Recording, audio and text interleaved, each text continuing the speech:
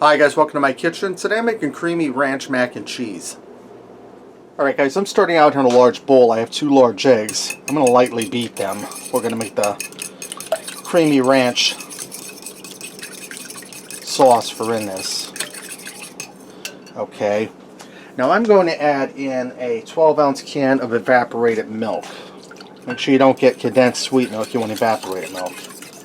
And guys, it's going to be a quick, easy one. I went out and I shoveled that 1.5 feet of snow and used a snow blower. Had unburied 3 cars. And Rick isn't getting any younger. I'm sore now, so. Now to this I'm going to add in a cup of ranch dressing. And I'm just going to eyeball this, guys. If you go over a little bit, no big deal. Just gives it a little more ranch flavor. We'll take a look at that and see how it is. I'm going to go ahead and put a little more ranch in, guys. Not a whole lot more, just a little bit. Just a healthy squirt. Okay, that's looking good, guys. Alright, let me move this aside for a minute. I have a pound of small shell pasta here. I cooked to the directions and I drained. I'm going to go ahead and take my ranch sauce mix and add it in there.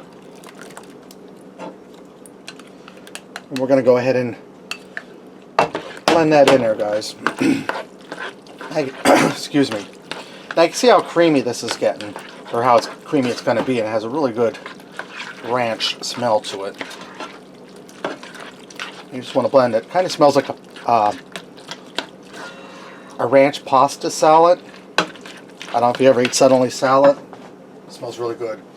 Now I have 2 cups of shredded Asiago cheese. I had to shred this myself. I'm going to add in.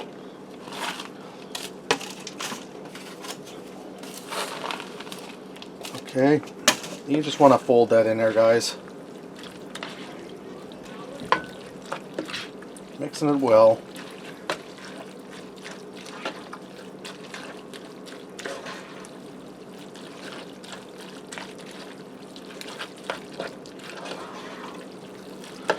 Alright, we're looking good, guys.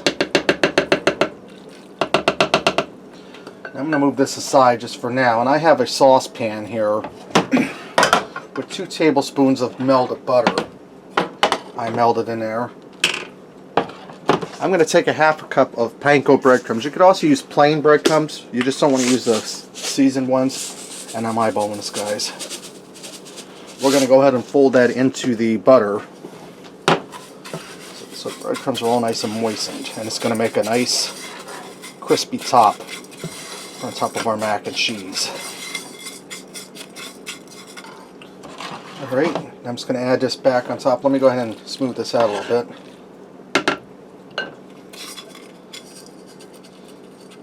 Just want to lightly distribute it all over the top evenly as you can.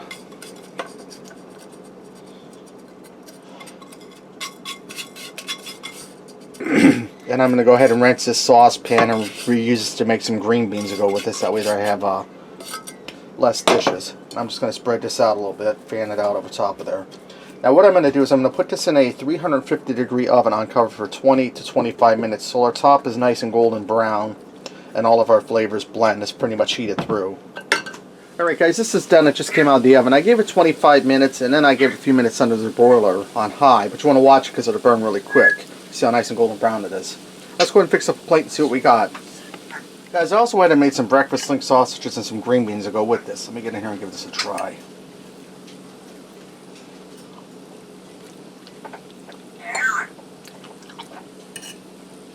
It's really good, guys. It's creamy. You get the flavor of that ranch coming through.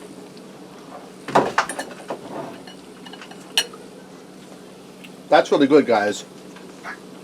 Alright, there you have it. Creamy ranch mac and cheese. Give it a try. Thanks for watching, and until next time, I'll see ya.